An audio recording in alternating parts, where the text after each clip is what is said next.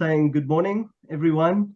Welcome to our first webinar in the UK. We're really excited to engage with you and to share some of the asset map love. And this morning we plan to delve into the topic of communicating the value of financial planning. Okay, Kirst. Thanks. You can flick the screen. Thanks. Yes, I mean it's quite hard to believe that we're already, give or take, half a year old in the UK. We launched in May 2022, and yeah, it's been a big step up for us to be acting in the position as Asset Map's global partner. Yeah, and we just want to give you all a big thank you for sticking with us so far. Over the past year, the platform has taken a couple of material steps forward, and we'll show you a little bit of that today in signals. But there's some other really nice enhancements like target map preferences, which we'll sit down together with you and take you through.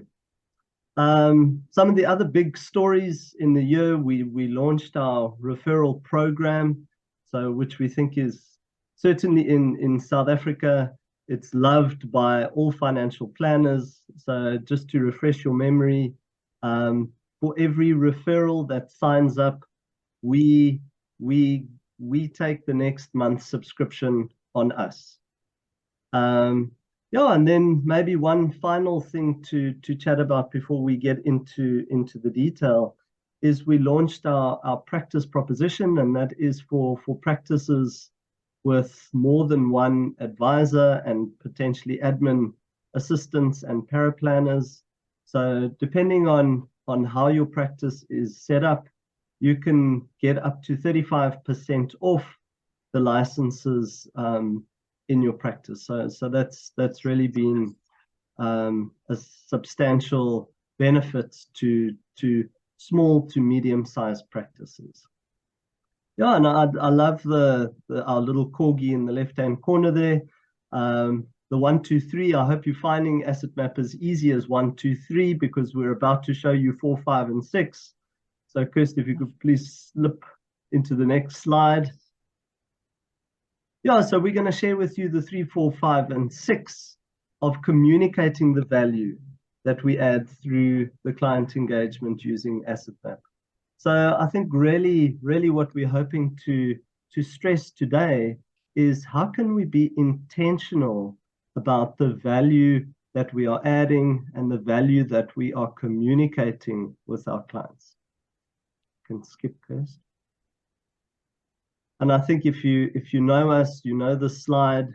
It's still one of my favorite slides, and I think it kind of speaks to the core of the communication of our value proposition, because that financial advisor, I was about to call him that old dude sitting behind the table there, that financial advisor is probably adding a lot of material value to the client's life.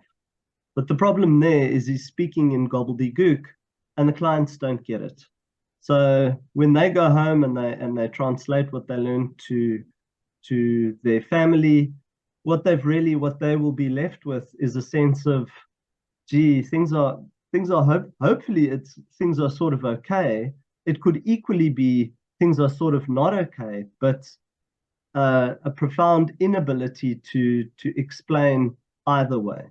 So I think what we're going to take you through here is a couple of frameworks to help to communicate that value more deliberately.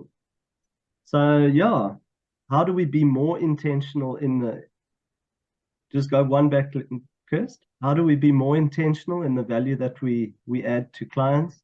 And essentially this is the North Star. So if we can get clients to engage sufficiently that they put their asset maps on the most organic place in the household, that being the fridge, you know, next to wedding invitations and shopping lists and kiddies' pictures, we know that we've engaged effectively.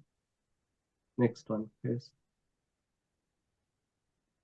Yeah, so I think it would be worthwhile to listen to the following themes as we walk through the process this morning. And the first is expressing our value. So again, I think there's a lot of stuff that we do for clients, but unless we are intentional in how we express that value, the client doesn't actually know what we are doing for them. Active client participation. So trying to figure out the role that having an actively participating client plays in valuable communication of the value proposition. And the last one, Kirst, an emotional connection. So how do we build an emotional connection in our engagement with the client? So if you could look out for these three themes, Kirsty's going to take us through the actual 3, 4, 5, and 6. So I hope you enjoy it. Take it away, Kirst. Thanks, Gary. I'm excited to be here and to share the asset map frameworks with all of you. These frameworks were specifically designed to illustrate and highlight the value of financial planning, as well as the financial intelligence and the advisor intelligence that you bring, but in a way that's engaging for the client. So if you think about what those three things Gary was saying, it needs to be engaging to create active participation. You want to create that emotional connection with clients, but in a way that shows the value that we're adding. So the first one that I'm going to talk through today is what we call the 3 E's. Now, the question we often get from planners is, I've created the client's asset map, either because, I had some of the data and I've created the map manually, I've put on all the people in their life, their financials, and I've created the map, or alternatively, I've sent the discovery link to the client, they've completed who's important to them, what their assets, liabilities, incomes, as well as what's top of mind for them, and we've now got this asset map picture.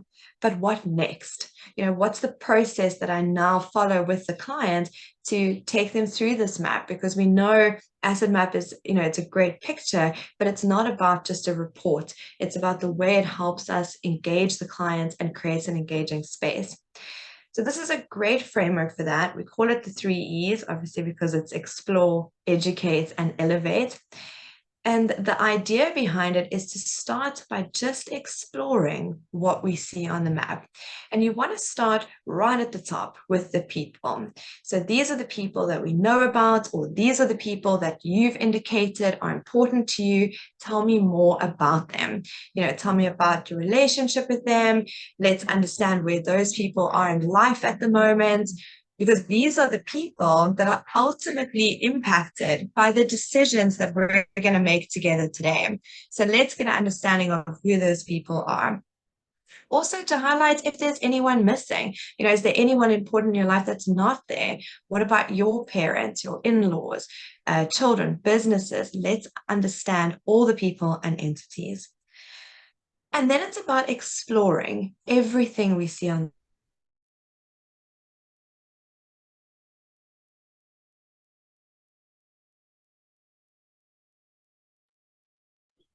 Are you there, Kirst? Oops, there goes Kirsty. We'll pause. Battling with data today.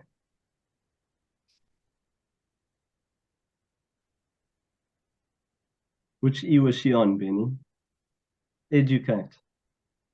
I think she was just moving to educate. I mean, we can talk about it for an hour.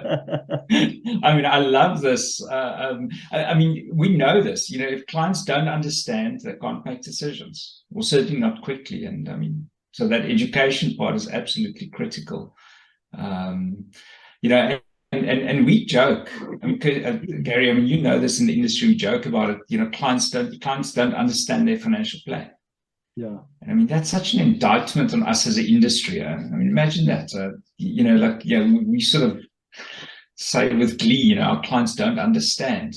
I mean, it's just not sustainable. And I know with the UK, they've got that new legislation, which I've forgotten the name now. Apologies. Yeah, the Consumer Duty Act. Yeah, absolutely. And I mean, that makes it very clear. Those days are gone. Clients must understand, and you can't communicate that in a 40-page financial plan. You've got to make it tangible for them. And it's interesting in the Australia, they're going exactly the same route. It's the FPI is taking the lead on that. So advisors driving the standards, but again, to make it understandable for clients. Yeah, and then maybe to pick up on the elevate, I mean, what I see our financial planners doing with the asset map is to use it, especially over a long period of a long relationship with the client, you know, where you've got a 20 or a 30-year relationship, and you've got to add progressive value over 20 or 30 years, you know, using the asset map to elevate different components of the value proposition over different periods of time is a very valuable way to keep the conversation fresh, to keep the clients interested, and certainly, yeah, to be adding progressive value to help the clients take a step forward each time we meet them. So that's elevate. So Kirst, I think we just did the 3 E's for you. Yeah. Okay. Great. Sorry about that. I don't know what. There we go. Okay, so you can see my screen. So thank you. As Gary said, it's about exploring, educating, and elevating. And I wanted to talk about this framework in conjunction with the next one, because the two of them really work very well together. They both want the same outcome. We want to get to a point of really understanding not only where the client is today, but the journey they've come on to be where they are today, the way they make decisions, what risks they have, what opportunities they see, what their aspirations are. So the 5 Whys is an interesting framework. It was actually inspired by a show called Detective Columbo. I have it on good authority. It was also broadcast in the UK. But if I hadn't heard of it personally, so just in case you haven't heard of it, I'm going to share with you a little bit about the Detective Columbo. So he was a detective. He was great at interrogating suspects, culprits. And the reason being is he had a very non-intimidating way about him. Maybe he was a bit like disheveled looking, but he would ask questions, and throughout the interrogation, the culprit would feel, well, I've definitely got away with it. And then as he was walking out the door, he would turn around and say, just one more thing. And this would catch them so completely off guard. They would end up, you know, answering in a way that proved that they were in fact guilty and they were the culprit. Now, I'm not at all suggesting that that's the method that we should follow with clients, or we're trying to catch them out, but it's just this idea of asking questions and from a place of wanting to understand, from a place of genuine curiosity. Now, it's called the 5 Whys, and the thinking behind it is to look at a map and think of the 5 why questions that you could ask the client that's going to help you understand them in more detail, help you understand their journey, the way they make decisions, maybe the experience they've had with planners in the past, or the experience they have with financial planning, you know, what their fears are potentially, and also what their aspirations are for different, you know, investments or pots of funds that they do have. Now, if I put on a coaching hat, we always taught, you know, don't ask the question why, because it can be perceived with, you know, judgment or critique, which is certainly not the feeling we want to create when asking clients questions. So I've retermed it the 5 tell me mores. Now, I take the point, it's not nearly as catchy and easy to remember, but just framing it like that with the client, you know, tell me more about this investment. Tell me why, you know, or tell me more about the company that you selected, and what's behind that for you. What made you decide to do that? Is there an intention for these funds specifically that you've earmarked them for? Just asking these types of questions, we get a great insight into the client and into the picture that they have now and the journey they were on to get to this place. the way in which we use this approach, a great analogy for that is if you walk into someone's home for the first time, you see a picture on the wall or an interesting piece of furniture or perhaps a trophy. The way you would ask about that is the way we want to ask about the things we see on this picture. We want to ask from a place that is, non-judgmental, but really to understand them and to understand a little bit more about them. So the 5 tell me mores is a great way of doing that. And you want to use the 3 E's in conjunction with this framework, because the outcome at the end of this discussion is to get a good understanding of, okay, I understand this client. I understand a lot about their journey, their experience, what they've put in place, why they've put it in place, what they hope to achieve. And I can walk away from this meeting and prepare then to say, okay, let's unpack how we move forward. So it's an understanding of where they are now and how they got to here. So then to jump into the next framework, and this one is more for further down the line. This is a more technical framework, but it surrounds the concept that is really interesting. If you show another person the map, they see things that you maybe don't see. Now we know that we want to bring all the different role players together. If there is a different tax practitioner or legal practitioner, the map is what brings everything together. This is everything for the household. But if we view the map from different lenses, we start to see potential risk and opportunities in a different way. So the idea is to look at the map from these 4 lenses, one being from an insurance lens. So if I look at it just from an insurance lens, then I'm going to start to see things like, ratios. If that's the income and that's the cover, is it enough? Is it not enough? If I look at it from a legal point of view, I'm going to start thinking about the structure that the client has in place. Is it the most optimal structure? Should this be in the trust? Should this be in the business? I'm going to start thinking about beneficiaries, maybe legal documents that need to be in place. From an investment angle, then I'm going to start thinking about, asset allocation, or is the client on track to achieve the target return that they require? I'm going to think about what returns they're receiving or how I can optimally allocate their funds from an investment point of view. And similarly, if I look at it from a tax lens, then I'm going to start thinking about, what opportunities or ways I can elevate the client's picture from that tax point of view. So this framework can be used in a couple of ways. The first way is to view it from these different angles for us as the planner to see risks and opportunities to elevate the client. Another way of using this framework is to express the value that we're adding. So an example of that would be, at review, we had a planner who said, everything is in place for this client. I've been working with them for many years.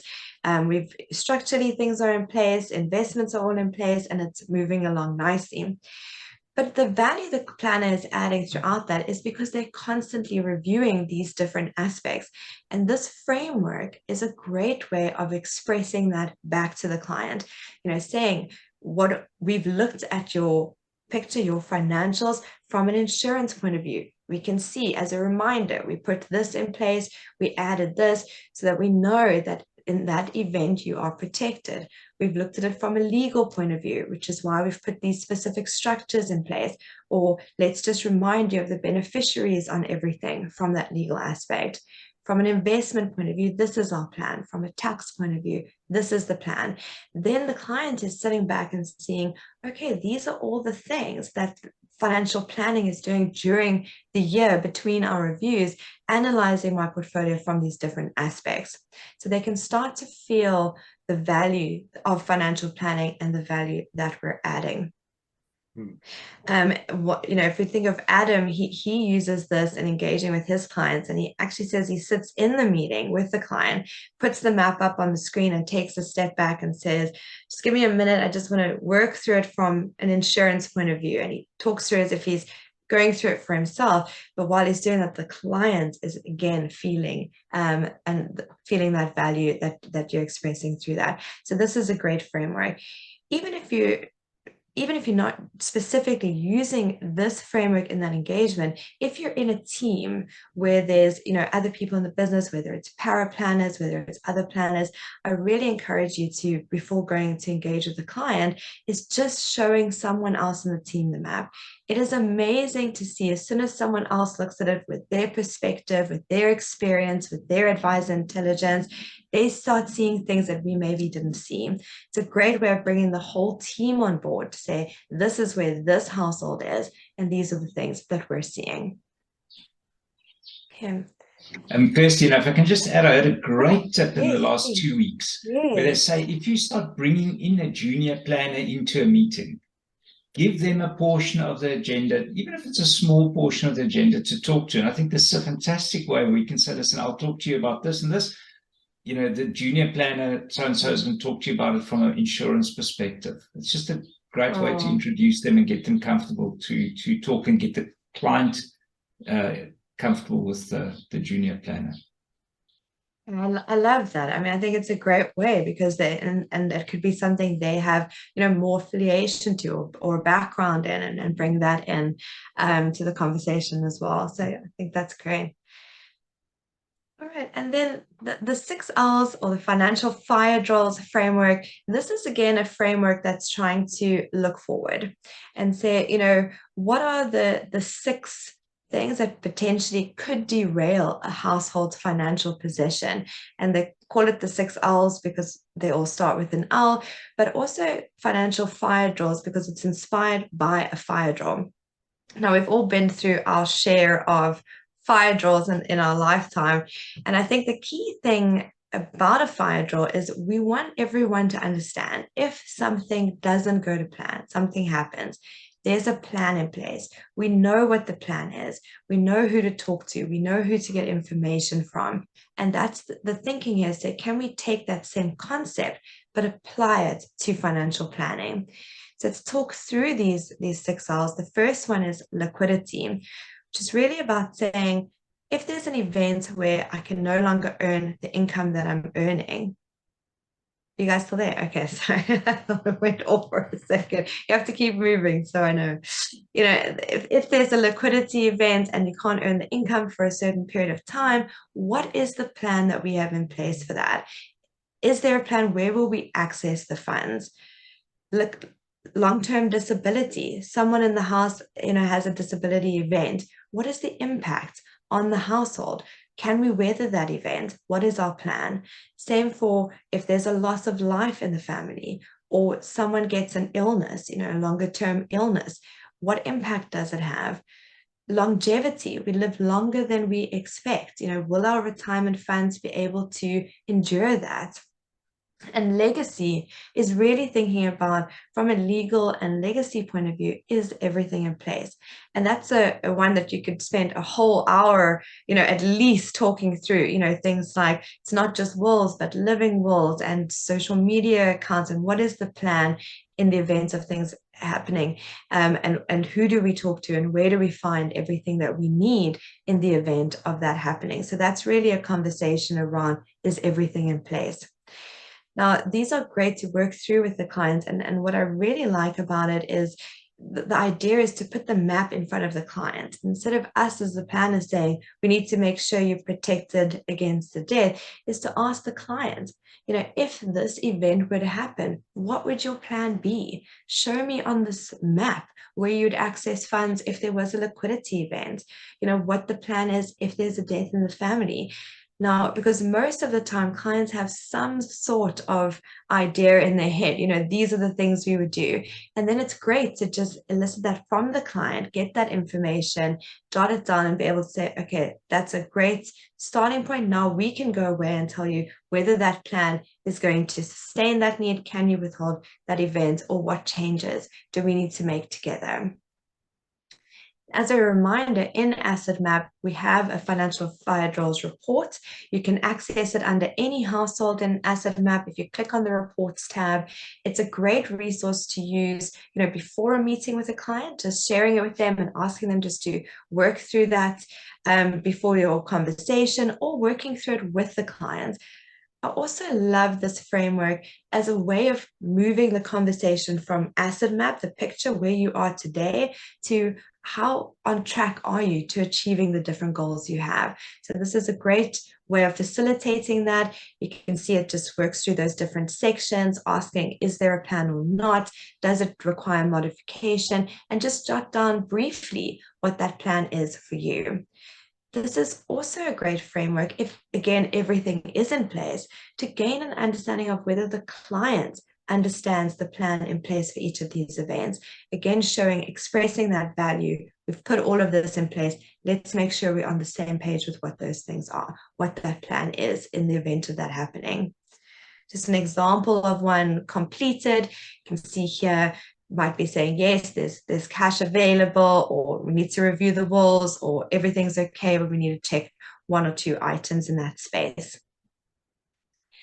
And then you'll remember, as Gary said, during the course of this year, we launched Asset Map Signals. And what Signals is using the 6L framework.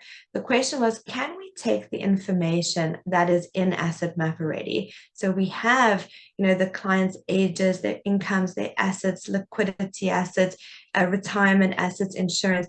Can we take the information from the fact find and use a predictive model to be able to show the clients using algorithms and tell them whether they are red, amber, or green to financially weather those 6 events? So I'm going to take you through that now in a live example, just a little bit more around all of these frameworks. In a second. So here we have a client that we've created using the discovery link. So I want to talk through a client coming, through that discovery link. Kirsty, just share your, yes. Oh, there we go. Does he share it now? Yeah. Oh, okay. All right. You can see now? Perfect. Okay. So this is the Brown household. We sent the discovery link. They've completed it. And now we can start thinking about how we would put those frameworks into use. So the first one, you remember, is the 3 E's. We want to explore, educate, and elevate whilst asking questions, the tell me mores. So we want to start here at the top and talk about the people that they've added. So Ivan and Krishna, how long have you been married? Getting an understanding of that journey. See, you have a son, Justin. He's 17. Is he still studying? What's his plans for the future? Again, just getting a better sense of the people in their life. Are we missing anyone? Tell me about your parents. Tell me about your in-laws. Do we need to bring them into the picture? And then exploring what's on the map already. So for example, just asking about, I see you earning an income from Browns and Associates. Tell me a bit more about that. Well, it's a family business. My brother actually runs the business. I've worked there my whole life. Well, tell me about your plans for the future there. Well, I'm 56 now. I'm thinking about, winding down, retiring soon. So you can see how just asking these exploring questions, we start to gain more insights into the journey and where the client wants to go in the future. Same, for example, with the rental income. I see you earning a rental income from this second property over here. Tell me a little bit more about that. When did you purchase the property? Is there a specific intention behind the rental income that you want to achieve from that? Is it earmarked for something specific, or can we use that towards retirement? Just gaining more insight. And especially if a client completes the discovery questionnaire, we always want to unpack the things that come out as top of mind for the client, because it really just shifts the conversation again from us saying to the client, we need to look at retirement, to you mentioned that retirement is important and a priority for you. Let's unpack that more. I love it when legacy comes out of that discovery. It's always a really interesting conversation to see, because every client has a different view of what legacy means to them. So really just asking, you mentioned legacy, tell me what that means to you. And how do we achieve it? What would that success look like, or a successful outcome be? So that's how you would use the 3 E's and exploring on the map. the next step, if we think about the 6 L's and signals, so as I mentioned before, the model looks at the information on this page. So the information that's on Asset Map, which you can see is the client's ages. It looks at, the total incomes they're earning, what insurances they have in place already. It looks at retirement funds, discretionary funds, and it uses those algorithms to show us, if we look at signals here on the left, whether the client is amber, green, or red across these 6 different events. So in this particular client's circumstances, it's telling us that, from a liquidity, disability, and long-term care perspective, the client is showing up as amber, which means there's some provision for that, but potentially not enough. Loss of life, we can see, is showing as green, but longevity, the ability to provide an income should you live longer, and legal liability is showing as red. Now, just because something is green it doesn't mean it's 100% fine, and just because it's red doesn't mean there's necessarily an issue. But the purpose of signals is to gain permission to delve deeper with the client. So to say, based on the information we have, let me reflect this back to you. Because as a planner, I've seen planners look at a map and instantly say, there's a problem on death, or there's a problem on disability, or there's not enough retirement savings. We can see that. But signals gives us the ability to show it as a mirror to the client, to say, based on the information we know about you, this is what the model is saying in terms of these 6 events. Let's work further into that and unpack that for your own personal circumstances. So if that's what the model is showing us, but let's delve in and see, for you in retirement, based on your specific personal needs, is it really red, or are there things that we can put in place to change that? So from there, I can click on details, get a better understanding of, how it's calculating, why it's showing up as red, and I can immediately run a target map to say, let's dive in a little and put in your personal needs. So I can run the map and we can immediately see why it's showing up as red, being 39% funded, but we know that's based on certain assumptions. So now I can ask the client, from an income point of view in retirement, the model is assuming you would need £66,000 per year from 65 to 100, increasing by inflation, as well as, some allocation for travel for a different period as well. Is that the need, or would we need to change that? And if that's the need, let's unpack what you have already. So we've brought in the rental income, we've brought in your retirement funds, but maybe there's other investments that the client says, yes, that's also earmarked for retirement, that we could then add to the pot and see the impact of that. Could also at this point bring in things like state pension and show, if we brought in the state pension, how does that change the picture? And ultimately arrive at a decision to say, actually, it's not red, but maybe there's 1 or 2 things we need to do differently to progress you across this bar to ensure that you are funded for the needs you have, your personal needs in retirement.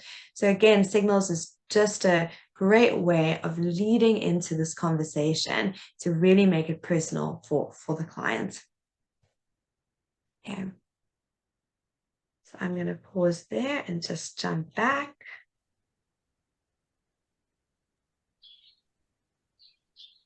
All right. Any questions? Okay, Yeah, Gary? so the chat box is open. If there are any questions, you're welcome to leave us a question there, and we'll try our best to answer it as best we can. But Chris, that was awesome. Thank you. As usual, I learned a lot. Yeah, I think this is the first of many of these webinars to come. So we'd like to engage with you as much as possible over the next year. So you can expect to see one of these every couple of months in your inbox. We have recorded this, so we will send it We will send it to you after the session as well, so you've got it for your records. Yeah, and I'm sort of rolling into saying thank you here. Are there any questions that have popped up? No. Yeah, just a big thank you from our side for your support so far. We headed into the festive season. We hope you have a fantastic festive season. We'll be available should you need us. So as you need us, drop us a line. We'll certainly get back to you. Chris, anything else you want to say? I mean, I think, yeah, just try them out, and we're here. Please call on us. We'd love to know which ones you want to implement in your practice, and incorporate into your client engagement process, and we can work with you on doing that. All right. Absolutely. Thank you. I mean, very much. what I find exciting is when the guys find that practical thing, and they just go like, this solves this problem, like, I mean, that's always exciting to hear those success stories. So yeah, so please share those with us as well. Excellent. Great. Okay, Thanks, I think everyone. we're closing Have a up a great little day. bit before the time, so a few minutes back into your diaries. Thanks, everyone. Awesome. Thanks, Kirsty. Thanks, everyone. Cheers. Cheers. Bye-bye. Cheers all.